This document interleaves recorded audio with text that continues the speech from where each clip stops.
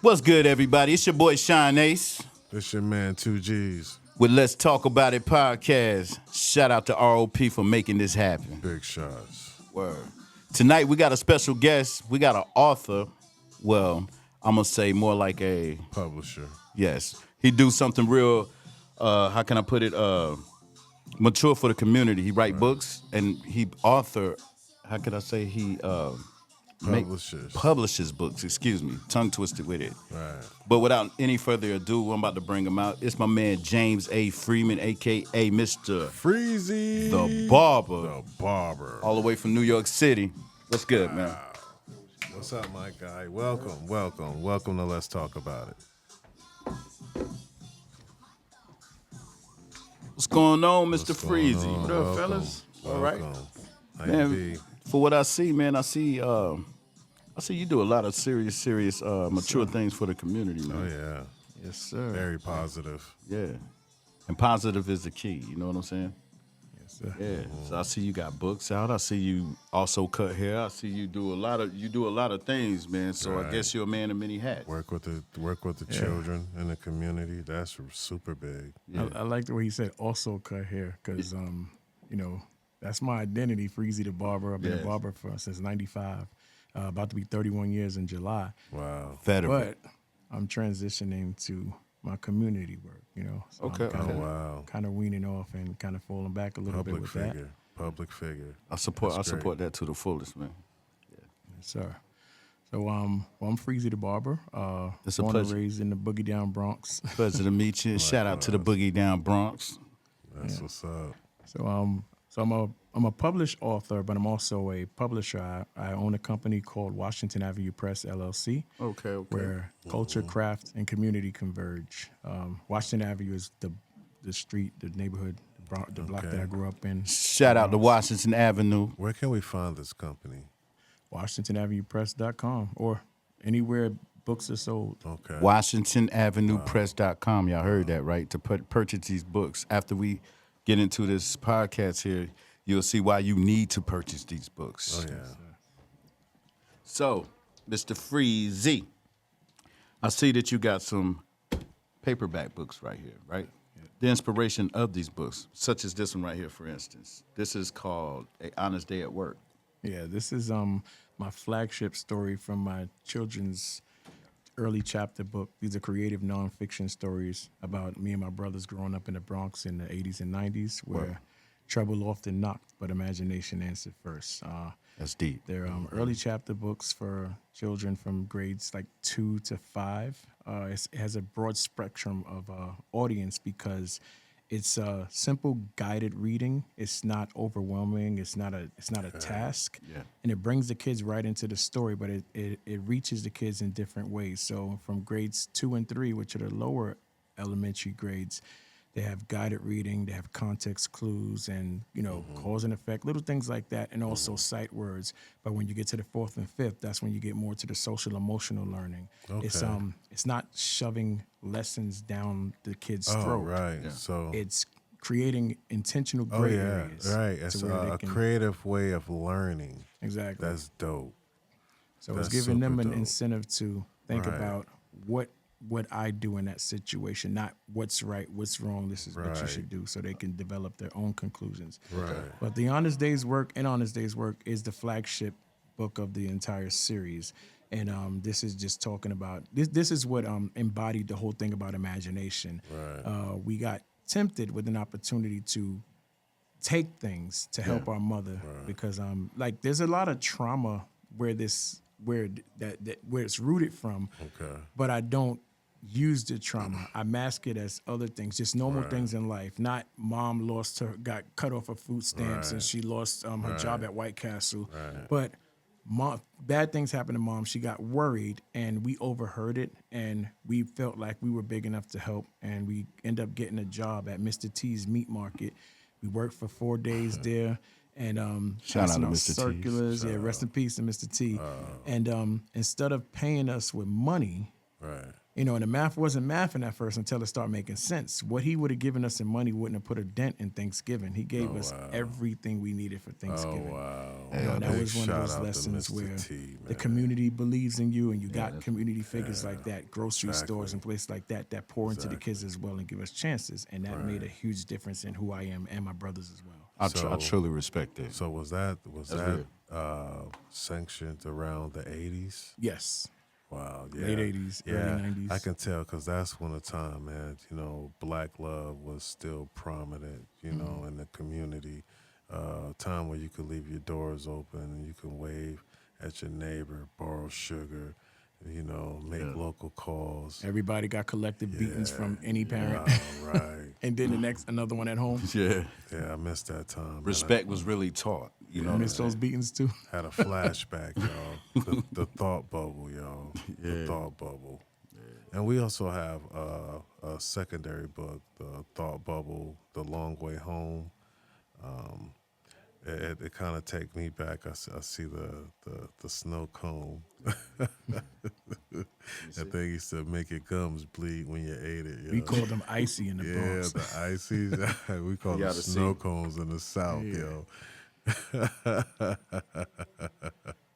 And this particular book here, it expands the idea of the thought bubble.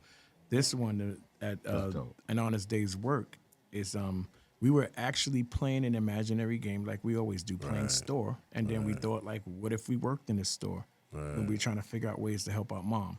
And as a testament to my mom, she would have made a way either way. Even if we Shout didn't outs do to all nothing. the mothers. You know. Much respect to your moms for thank you. Yeah, man. leading y'all right, man. And The Long Way Home expands the thought bubble idea because this one is teaching us how to think independently when we're alone. It's and it's also Critical thinking. this also extends to the children of what I'm trying to teach them about their thoughts mattering. For instance, this is I took the bus for the first time going to a place, again, trauma. I was going to an adolescent program because I was what they call a neurodivergent learner, what they call that now. And, you know, a bit of a class clown, but I was the smartest kid in the school. This was an adolescent center where you talk to counselors and other boys from the community and stuff like that. And, you know, you're getting help. But I wrote it as just a community center where mentors are. So kids are not wondering and we're not dumping trauma. We're just talking about just regular life, relatable life as a kid. My mom had to go somewhere, so this is the first time I had to take the 41 bus by myself. I was excited because it's just a straight, maybe a 1.5 mile trip up Webster Avenue. Right. And but when I got on the bus to go home, I got on the same bus going in the same direction instead of reverse. And stuff started looking unfamiliar.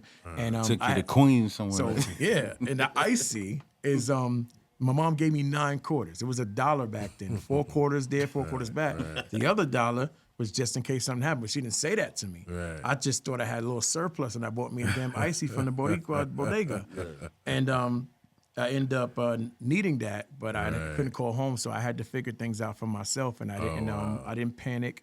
I panicked, but I didn't allow that to consume me. Follow the landmarks. That's the slogan from this one. Your greed superseded. That's Yes. deep. And listen to the adults that love you. You know?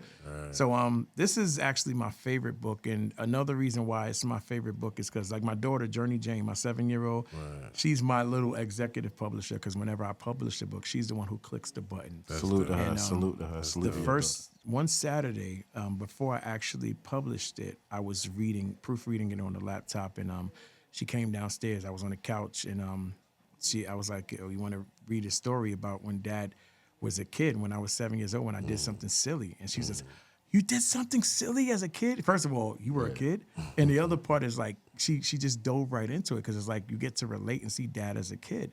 And personally, I get to see myself. I got to be a kid with my kid. I was 8. Deep. She was 7. But as a man and a father, I was able to experience myself see as yourself, a kid with her. yes. And she enjoyed it. I got some jokes in here about, little metaphoric, timeless jokes. Like there's one scene in here where I was walking and just looking down and counting my steps and being careful to step over the lines on the ground because I didn't want to break my mama's back. That's just something you do. I remember that. Everybody, no matter how Break old your you mama's they know back. it. So she giggled at those things and she really enjoyed the story. And this is kind of my favorite one just because of that, but also because it's a vivid memory. And it was something that took place maybe 2 hours in my life, but I was able to build the story and tell a story for 40 years later that kids are reading like they're writing the story. But you know, during those times in the 80s, right, we was like literally on our own as children, right? Because, you know, as our parents, they kicked us out of the house. Yep. Mm-hmm. Don't come back. And, you know, you had to you had to be in the house before the street light came on. Water hose, water. Right, but you remember that TV commercial? It's 10 o'clock. Do you know where your children are? My mother used to say, yep. But another thing about that I wanted to say is that home. I was terrified in this story, but I wasn't afraid of what might happen to me. I wasn't afraid of what somebody might do to me. I was just afraid of not knowing when I was going to get home. Oh, wow. That was it. The streets weren't a danger because we had to look up and observe what was around us and navigate on our own. So traveling and finding our way, that was a big accomplishment. Nowadays, not only kids, adults don't even have to look up and see what's going on around them. We follow a red dot on a GPS everywhere. The one time the signal's not connecting, we could have done that 5 days in a row. And today, we have no idea where we're going. Well, you know what I'm saying? So, I can't. Well, for me, I could say I got a mental navigation. That's out of this world. I'm telling you, even if you cut the tree down, I don't know, because of pops. You know what I'm saying? Yeah. Washington Avenue Press. Yes. Yeah, LLC. Word. But this right here, let's talk about this. okay. This is dope. Appreciate it. Yeah. Yeah, we're A expanding. school program overview. Yeah, school program as a black man. A black man. Wow. Yo, break it down to him and let him know. Is it like Dr. Umar? Is it something into that? To even nature? hear, to even see literature on something like that, or the mind frame of a black man, you know what I'm saying? Putting something together like that is tough and it's dope and it's Donations, commendable. You feel what I'm saying? Donations. Word up. Y'all make sure y'all drop them donations off too. I'll give y'all some information about that. Yeah. But for starters, my identity. I've done a lot of things in my life. Been a barber for about to be 31 Shout years. out. You know, a mentor and everything. But the most important thing that I've ever become that I would never top is being a father. That part. You know? Oh, yeah. No way. I could be the president of the United States tomorrow. That's the biggest thing. That's just icing on the cake. Thing. Salute. I gotta say this. Salute to the men that was able to be fathers in their kids' life. Oh, yeah. I gotta say, me, for instance, I ran the streets too much. You know what I'm saying? So now I wish that I had that time. You feel what I'm saying? And salute to the fathers that don't get to see their kids, man. Yeah. Special shout But out. I will say this, though. That's who I am. Because every morning I'm in the school, taking my daughter to school. For first and foremost, she's been in that school from kindergarten, first, second, never been late, never been absent ever in her life. So I'm there. I see everybody. But I try to be what I want another man to be in the community to my daughter when I'm not around. So as much as you might have been running the streets and doing your thing and having to grow as a person, I mean, I'm pretty sure you're a lot better. You're probably the best version of yourself as you possibly could be. Yeah. There was somebody in the community that stood as a positive and warm presence to your kids. Mine was, and I'm being real because on here is let's talk about it. We don't lie about nothing, anything like that. My issue was I had my kids, and I'm being real, but I end up raising somebody else's kids. I'm in a relationship with somebody else's, and I'm not there. I wasn't there for mine. You feel what I'm saying? And now I'm in this world where I'm trying to gain that relationship with them. I'm trying to, you know what I'm saying? And this shit is hard. You ain't doing nothing wrong, bro. You having in the past not been there for your kids how you feel like you should have, is still part of your journey. You know, that doesn't define your children. You grew as a person, and at this time of your life, you came across somebody that you bonded with, and they have children. Do you neglect their children who are probably obviously being neglected by their biological father just because at one point you neglected your children? No child deserves that. Yeah. You're repairing the relationship with your kids, but I'm pretty sure they're a bit older. Where they're grown now. Exactly, they're grown. So you're nurturing Somebody, you. In a way, you right and you're wrong. You know what I'm Yeah. saying? So they could say that they missed that, but they don't need that right now. Yeah. You raising and you helping raising kids. There's nothing It's wrong like with that. it's like I get when I see my cousin go live with his daughter, and they having fun with each other. Like I'll never be able to witness that. You feel what I'm saying?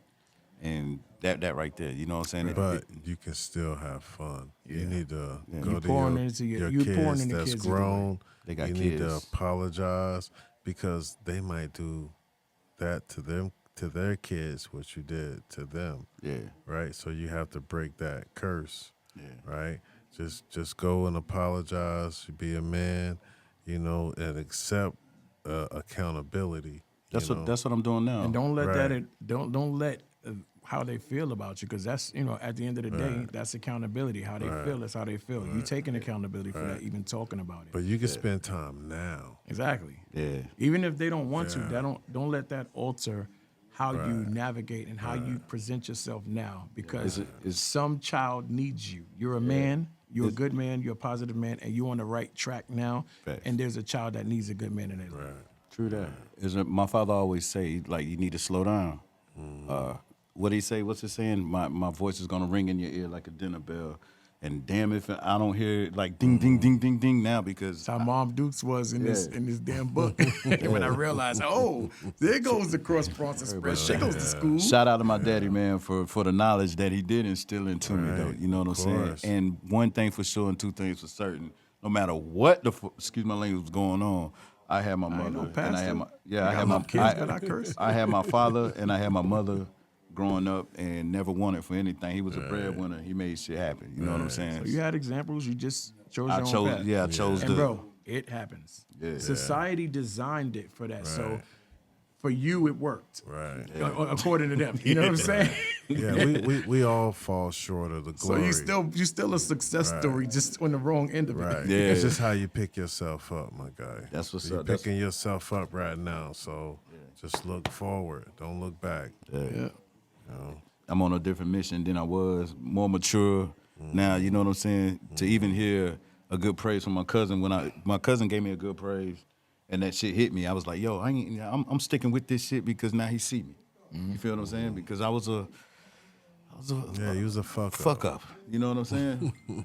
With potential though Accountability is and everything. Where you at now, bro? I'm here. I'm everywhere. It's not where you've been, it's where you at. Where you yeah, at. right now. That shaped you. Those experiences might not have gotten you But they to the led type you of here. dude that you are now. But they led you right here. You made all your mistakes already. Some of us are still making them. You know? I guess it did. The hardship, the hard times. It landed me in the seat of my own show. You know what I'm saying? And stuff is still growing. I got my cousin with me. You know what I'm saying? Able to have a good, humble guest like you to be able to sit here and talk about what you got going on in the world and what you're doing for the community. And you know what I'm saying? It's a beautiful thing. Like I said, to be able to sit here, this is like grown man business, and you handling grown man business, and you're doing it for the youth and for the kids, man. Yeah, we have to start repairing ourselves and In the community in acknowledging and having accountability for past trauma is everything. Yeah. Everything is super big. You know, not to be off subject, it just when I looked over at my cousin's phone, right, real quick, it's just like somebody stuck looking up. That's my man Solo. Oh, what up, Solo? He'll be here one day. He's an artist. Solo, come on in, Solo. Respect. Yeah. But because I just looked over at my man like this on me. But this book right here, The Unbelievable Truth. Something about this book got my attention. That's why I held it for the last, real fast. But You it's, held it in order too, because that's the third one I published. See, I ain't even know. You know what I'm saying? It's not really a particular reading order, but this is just 1, 2, The 3. thought bubble. Well, see this right here, The Unbelievable Truth, y'all. The thought bubble. The thought bubble. You see that? You check it out. The thought bubble. Explain to us and talk to us about this book Unbelievable right here. truth. So this book is a really important version of the series as well, because this is what we talk about back then in the 80s and 90s, neurodivergent learners, learners who learned in their own pace. adapt to the traditional learning model, but I wasn't wasting my brain. Right. I just learned what I wanted to learn. Exactly. When I You tell have to have you, an I knew interest. everything. They call it the EOG exams. We used to call it the citywide Yeah, test. the EOG, right. I used to get everything right on the exams. Oh, wow. Never wrote nothing down. Never did my homework. Never did my work. But I wasn't wasting my brain because I was reading. I took interest in history. I was Good, writing good one. stories, Right. you know. And then I would play bottle cap games with real storylines of the American Revolutionary War, which I learned about in the 4th grade, and Deep. actual, you know. So I knew, like, I'm a historian. I know all of this stuff. But my teacher knew I was brilliant, and a shout out to my kindergarten teacher, my shout daughter's out. grand teacher. She calls her. I'm still in contact with her, and little sentimental moment the other day because she's in Charlotte, Mecklenburg now, and those Shout out to schools. Queen City. And she had we've been talking about getting my stuff out there as well. She's been a big supporter. I'm her favorite student. I'm her baby. She still loves me. I mean, I started kindergarten 40 years ago this September, and she was my kindergarten teacher, and she was the first person who called me brilliant. Wow. And I want to say this to everybody out there. When you call a child brilliant, they will spend their childhood looking for that evidence. Yeah. They want to know why they're brilliant. And when you instill that in them, you give them something to live up to. My 4th grade teacher, the late Miss Minnie Johnson, what this book is about, she called us ladies and fellas. She never called us boys and girls. She equated good behavior, respect, honesty with being a gentleman. She always told me what kind of man she liked. It wasn't like I like me a man with hair in his chest. Yeah. It was like I like a man who tells the truth. I like a man who holds the door for the ladies. She equated that to being a good person. So Chivalry. we always tried to live up to that. Even in life, I ain't nowhere near perfect. Yeah. But I was never a bad kid. Was never disrespectful to teachers, never disrespectful to women. You know what I'm saying? And it's because of her. These things, I've never once forgot anything that my elementary from grades K through 6 had taught me. But she also called me a vegetable because I would sit there and not do my work. I'd be in my desk playing games with my pencils and drawing, Get everything Don't right. all geniuses do that? retaining everything. Exactly, retaining everything. I'm gonna ask it again. Don't all geniuses do that? Yeah. Yeah. And she would tell me I'm sitting there vegetating, Mr. Freeman. And she never called me, no teacher has ever called me James. I guess I got one of those last names, Mr. Freeman this, Mr. Freeman. Sometimes my wife called me Mr. Freeman. Yeah. You know what I'm saying? But she would tell me I'm vegetating. And my niece, and this is another example of trauma growing up in their childhood that I was able to cover for the sake of the kids, for the sake of the reader. I'm the first boy after 9 straight girls. My mom had 9 girls from 62 to 75, and then the 3 boys in the 80s. I had much older sisters. I was born an uncle, you know. So my niece was a year older than me. My sisters got caught up with the crack epidemic in the 80s. And my mother raised a lot of her grandkids, so we grew up like siblings. But I didn't describe her as my niece. She was in my class. She was in my class because during that transition of her getting removed from the house, she got left back in the 3rd grade. We end up in 4th grade together. How about you being in the same class with your niece, Living and in you the same uncle? house. Crazy. And I made an example in Don't there. mess with my niece.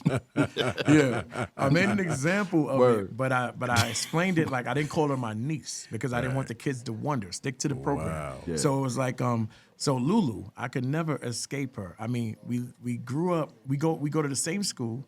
We're in the same class. We grew up in the same house, and we're also relatives. So I could never get away from her. So that's how I expressed it in the book. So they just know we're relatives. I would never say that she's my niece because I don't want to express that trauma. Right. Okay, well, let's talk about this. These 2 books right here got my attention as well. Okay. You know what I'm saying? So, what is that one right there? This is Faded. What's that? 31 years as a barber. This was my 30th year anniversary. How many years? Let me hear it again. Been a barber since '95. So this July makes 31 years. 31 years. Can you say master barber? Master. Master. Well, they call me the GOAT. I didn't name myself that. The Yeah. goat. That's just what they call me. Freezy But the this is barber. Faded in the Truth. These are poetic essays and stories of a barbershop griot. Okay. You know, that's a West African term about a storyteller, historian who kept history by song, you know, poem, music, art, and stuff like that. And there's an old saying in West Africa, like when a griot dies, it's like a library burning down. And that's me. I keep memories. So these are just Repeat. Let me hear that again. When a what? when a griot dies, it's like a library burning down. Burning down. When a griot dies, it's like So we pass it but down you like lost tradition. it. Right. Right. But, or you just lose the history, or you retain it and pass it down. He passes it down. Right. But that library is still burned down because what he has is gone. Exactly. Yeah, but these are stories about me being a barber, growing up as a barber. I started at 14 years old in the barber shop and all the way through 44. So you became him. So now it's your turn to Yep. pass the torch. And I always loved the term, you know, a lot of us are West African by descent. Right. And I always loved that term, and I consider myself a griot, a historian. And these are Faded just into stories truth. about some of the most, you know, memorable conversations, incidents that happened in barbershops, philosophies, things that were going on in the backdrop in different eras in the 80s Y'all and make sure y'all 90s. check this out. Growing up, becoming a man, and stories about, you know, me coming up, you know, some struggles, but mostly triumphs. And there's a huge paradox in being a barber and, you know, being a black man. For instance, this was my escape and my prison at the same time.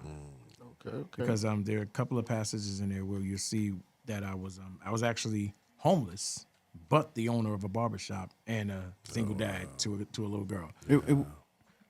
Did you take barber school here in North Carolina? Oh, No. up north? Okay. I didn't go to barber school at all. I did apprenticeship. Dope. Yeah, So, I remember DZ. But I became a barber instructor though. Remember DZ? Oh, yeah. Oh, And, you know, this is a collection of stories and just how I became a man and how I was able to pour into other men. You know, the mental health aspect of it, the safety net, just the haven, the stage where I can. The mental health part. I'm gonna bring you back on the show. We're gonna talk a little more about men, mental health, stress, relationships, situations, and stuff like that. You're on that kind of note, right? Yeah, definitely. So we're gonna take it down that avenue. You know what I'm Advocate saying? for that. It makes sense. I actually got a little something. It's a really short one in here that I could just run down. And I'm gonna need an autographed copy of these books. You know what I'm saying? Like for real. 'Cause I already see where you're going with this one. It's to the moon already. So this one is called "How Do You Stop the Bleeding," and it's metaphoric. If I can find it, it's metaphoric. I mean, there's a lot of lessons in here. Humbles to homeowners. We got one called where some funny ones in there, but some real ones too. Trying to find how do you stop? Most the definitely bleeding. I'm gonna take time and I'm gonna have to check them out. Oh, yeah, definitely. I don't know why I can't find it right now, but I could just scroll. What we through looking it. like, True? Okay. Well, yeah, this is I mean, take your time, man. I'ma get it, You I'ma get it. You good. I You a couldn't guest. find it You a in guest up context, here. man. I appreciate you being here. I appreciate you sitting in that seat. yeah. You know what I'm Definitely saying? done put Coming in to the support work. the show. You know what I'm saying? Oh yeah, I got to read the Mad Muslim too. That one was funny. It sounds so. It's a good one. Yeah. A lot of paradoxes in here, but that's a part of growing up and being a man. You know? So this one is called "How Do You Stop the Bleeding." When I was 17, already apprenticing but not yet licensed, I had to go down to American Barber Institute in Manhattan to take the prerequisite exams. I wasn't a student there; I was just learning in the shop. But to get my apprentice license, I needed the certificate in contagious diseases. The instructor told me, answer one question and you can skip the test, with his Italian accent. He looked at me and asked, how do you stop the bleeding? I said, and I didn't hesitate, I said, you apply talcum powder to the cut. It absorbs the blood and slows it down so you can dress it. He nodded and signed my certificate. Wow. And back then, that was a simple, practical answer, like a barber's trick handed down through generations. But today, it is different. How do you stop the bleeding when it isn't on the skin, but is in a man's life? You can't stitch wounds or fix the system that cut him.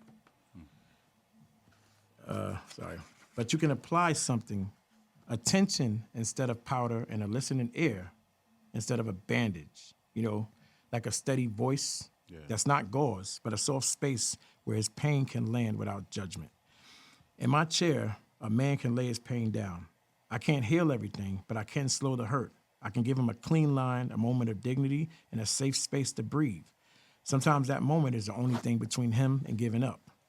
That's still barbering. We're still stopping the bleeding, but just on a different layer. So from 17 to 44, from talcum powder to quiet counsel, the work has changed and stayed the same. Hands are still staying steady, just like my clippers and my voice. First you stop the bleeding, and then the healing can begin. Wow, that's deep. That's deep. I never knew that about talcum powder, though. Yeah, apply it to the cut. Yeah, salute, It my kind of guy. absorbs it, and then because most of the cuts that happen in a barbershop with these blades, they bleed profusely. Right. But then when it stops bleeding, you barely see a scratch. Oh, wow. It's right. like surgical. You know, so Right. stop the bleeding, then it's all good. You can still go to the club. You ain't got to put nothing over it. You know. Okay. Yeah. Well, I need to sit in your seat. It looked like we're at the time frame right now. Where can we find your books? You can find me anywhere books are sold, barnesandnoble.com, Dope. Amazon, and I think Walmart picked them up, but www.washingtonavenuepress.com. Give it to him one more time. www.washingtonavenuepress.com. You will find everything that you need, all the information, all the events, the program. And I just wanted to let you guys know about something that's launching officially this September. It's named for my mother, who poured into me. Favorite color, lavender, and every spine of every book that gets published through Washington Avenue Press is lavender, because my mother represented the spine of Let me my see that art. book right there. There you go. Oh, wow. Sorry. That's deep. I apologize to y'all that we didn't get a chance to really get into this one, because this one right here I feel holds a lot of knowledge, a lot of love, a lot of feeling, a lot of It's a poetry collection called yes, Painted with y'all Words. see this. It's like that, a lot of value. Oh yeah, into this book. the Alma May Mac Youth Inc. initiative is launching in Cumberland County schools this coming September for the next school year. That's huge. And it is a creative writing contest for elementary kids, grades 2 through 5, where they'll be nominated. 10 schools will be picked to nominate 3 students from each school, and they will enter the creative writing contest. And we'll do an internal judging process where we'll pick 5 finalists, and the community gets to vote. Of course, we got to try to, stop the spam voting and the cheating. But Yeah. the community gets to vote, and the winner gets to publish over the summer a version of the Thought Bubble series with their title, their story. All intellectual property belongs to the kid, Okay. and all the royalties go to them. I'll buy the first book run for them, and we'll do a big banquet at City Center Gallery and Books, where they'll do a book signing, introduce their big. story, That's and super it'll big. continue from there. And that's kind of like Have, a scholarship. have you collaborated with any of the radio stations like 104.5 or Foxy 99 about this? Collaborated with one radio station, and then this other dude, some well-known, I guess, local celebrity out here. I got he was expecting a call from me, and I said I was going to talk about this. And he answered the phone. And I told him who I was, James Freeman, a.k.a. Freezy the Barber. I'm the writer and publisher of Washington Avenue Press. You were expecting my call from so-and-so. And he was like, all right, I'm going to tell you now, I'm not Oprah. I'm like, okay. He said, I don't do, book reviews and blah, blah, blah. Like I'm like he Diddy, and I'm trying to get on making a band. And I told him, I could give you a press kit if you give me your email, and you could just get some information about me, and I can explain. Yeah, oh, so you're an entrepreneur? No, I've been around a lot of entrepreneurs. So in the end, I was like, you know what? I'm not gonna. He said, I've been doing radio for 50 years. I can tell you everything about you in 2 minutes. Was it a radio station here in Fayetteville, North Carolina? Yes, it is. And I told him, Hey, yeah, I'm about to say, I want to say a name. you can say it. I don't care. Did it start with an M? No, Did it start with a D? no. My office hours I are think he's Hispanic, but he pretends he's not. Hold on. 9 to 5. He used to be on the news. Juan? Local Bays. celebrity. You doing Juan? Bays. You got it. Baez.